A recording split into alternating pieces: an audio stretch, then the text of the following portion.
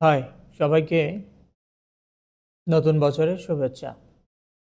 এই ভিডিওতে কিছু বিষয় আরও ক্লিয়ার করতেছি। কেন, কিভাবে প্রেপারেটরি আমাদের প্র্যাকটিসে আমাদেরকে হেল্প করে। অনেকেই অনেক ধরনের কথা বলে, সেগুলোতে আমরা কান দেব না। মোদ্দা কথা হচ্ছে আমার প্র্যাকটিস, আমার চেম্বার, আমার রুগী, আমি কি করে ভালো করব সেটা আমার ব্যক্তিগত, আমার অ্যাপ্রোচে চলবে, আমার প্রিন্সিপালে চলবে। সে কি বলছে সেটা বিষয় না। দেখেন, আমি আজকে একটা কার্ডিয়াক পেশেন্ট দেখছিলাম, যিনি মায়োকার্ডিয়াল ইনফেকশনে ভুগছেন। রোগীর অনেকগুলো কমপ্লেন। এই মায়োকার্ডিয়াল প্রবলেমটায় এটা হতে পারে যে সে নড়ছে, চড়ছে, কথা বলছে, এইগুলাতে তার কষ্ট হইতে পারে, রাইট? কিন্তু অদ্ভুত একটা বিষয় পেলাম যে যখন সে খাওয়া দাওয়া করে, খাওয়া দাওয়ার পরে তার হৃৎপিণ্ডে, তার হার্ট রিজিয়ানে ব্যথা হয়। এটা কিন্তু বড্ড অদ্ভুত লক্ষণ। খাওয়ার পরে ব্যথা হচ্ছে, বলবেন যে খেলে দিলে একটু চাপ লাগতেই পারে, খেলে দিলে একটু চাপ লাগতেই পারে, সেটা স্বাভাবিক বিষয়। তাই বলে কি এরকম হবে? দেখেন, কথাগুলো বুঝতে হবে, বিষয়গুলো বুঝতে হবে। আপনি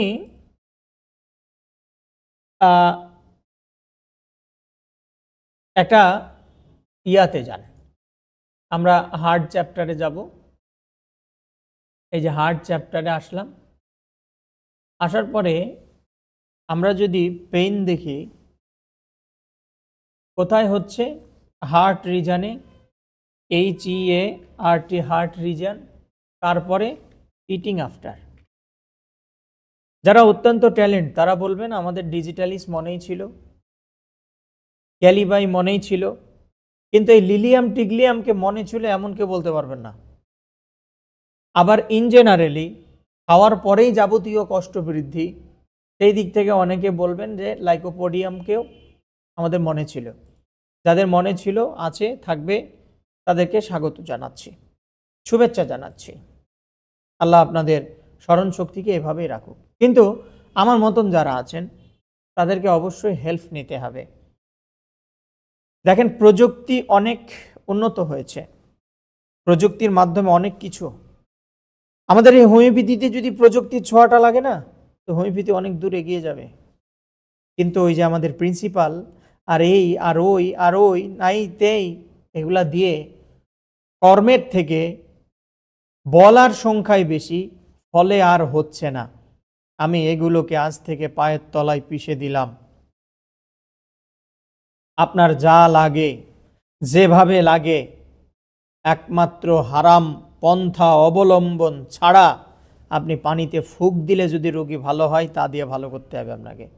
প্রথম কথা, আমরা অল্প সময়ে, স্বল্প সময়ে, অল্প খরচে দ্রুত একটা রোগীকে সুস্থতার দিকে নিয়ে যাব। একটা উদ্ভট বাক্য আমরা বলি, আমরা রোগ নয় রোগীর চিকিৎসা করি। ডাহা মিথ্যা কথা বলেন। রোগ নয় রোগীর চিকিৎসা করি, ডাহা মিথ্যা কথা বলেন। আপনার কাছে যে রোগাগ্রস্ত রোগীটা আসে, ওই রোগাগ্রস্ত রোগীর কোনো দিন সুস্থ জীবনে কি অবস্থায় ছিল 100 জনের মধ্যে 98 জনই শোনেন না। সুস্থ হওয়ার পরে কি করবে, ও রোগী মানছে কিনা, সেই খবরটা পর্যন্ত আপনারা নেন না।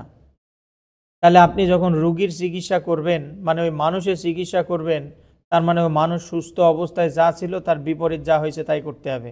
তাহলে ওই বিপরীতটাই অসুস্থতা। আপনাদেরকে এটা বলা উচিত যে আমরা রোগের চিকিৎসা করি, কিন্তু রোগের জেনারেল লক্ষণ সমূহকে বাদ দিয়ে রোগের অস্বাভাবিক যে লক্ষণগুলো আছে, যেটা মানব শরীরে কি প্রকাশিত হয়েছে, সেই অদ্ভুত প্রকাশিত সিমটমসগুলোর আমরা চিকিৎসা করে থাকি। এখন যুক্তি লাগাবেন, ওষুধ খেয়ে খায় মানুষ, খায় তো রোগ কার হয়েছে? মানুষের হয়েছে। তো আপনার রোগের চিকিৎসা করতেছেন, বলতে সমস্যাটা কোথায়? ওই হাতি যেমন থক করি, ঘোড়া যেমন পানি হোংলায়া খায়, ঠিক ওই রকমই অবস্থা আজ হোমিওপ্যাথির। কোনো সন্দেহ নেই, উচিত কথা বলতেছি, গায়ে লাগবে সেই লাগবে, এমন লাগবে না, সেই লাগবে। বুঝতে পেরেছেন? হোংলায় খায় এইরকম। তো দেখেন, এই যে হার্ট রিজনে পেন হচ্ছে, খাওয়ার পরে যতগুলো ওষুধ আছে এর মধ্যে লিলিয়াম টিগলিয়ামকে কেউ মনে রাখবেন না, মনে রাখার বিষয় না। কারণ লিলিয়াম টিগলিয়ামের আরো বড় সিমটমস মনে রেখেছেন, যে হাঁটতে লাগলে মনে হয় ইউটেরাসটা বেরিয়ে যাবে, ঠেলা দিয়ে আসতেছে, বা নদী পার হতে গিয়ে, গাড়ি পার হতে গিয়ে, গাড়িতে চড়তে, নদীতে গেতে, লঞ্চ যেতে, করতে ও করতে পায়খানা পচাত পচাত করে বের হচ্ছে, এইগুলা সিমটমস মনে রাখা। কিন্তু কার্ডিয়াক রিজিয়নের ওপরে লিলিয়াম টিগলিয়ামের কতখানি কাজ।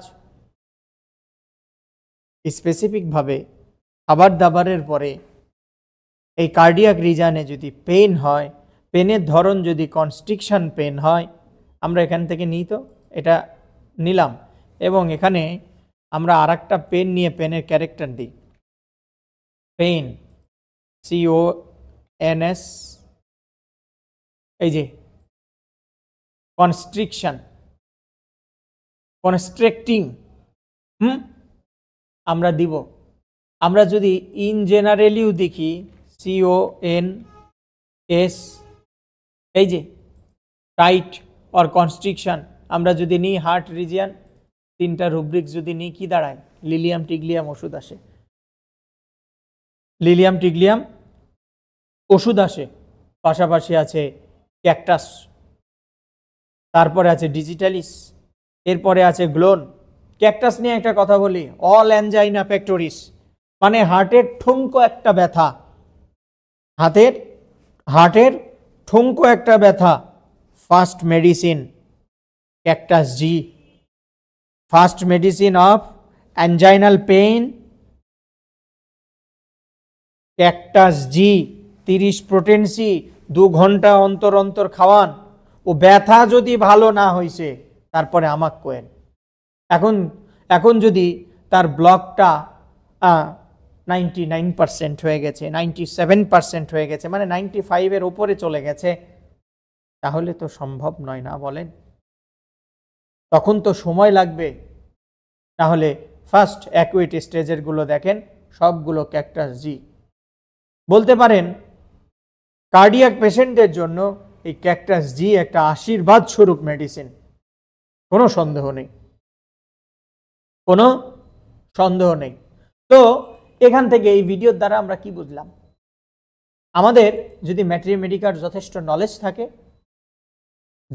নলেজ থাকে, আমরা চেম্বারে বসে থেকে রুগী দেখতেছি, কোনো একটা বিষয়ে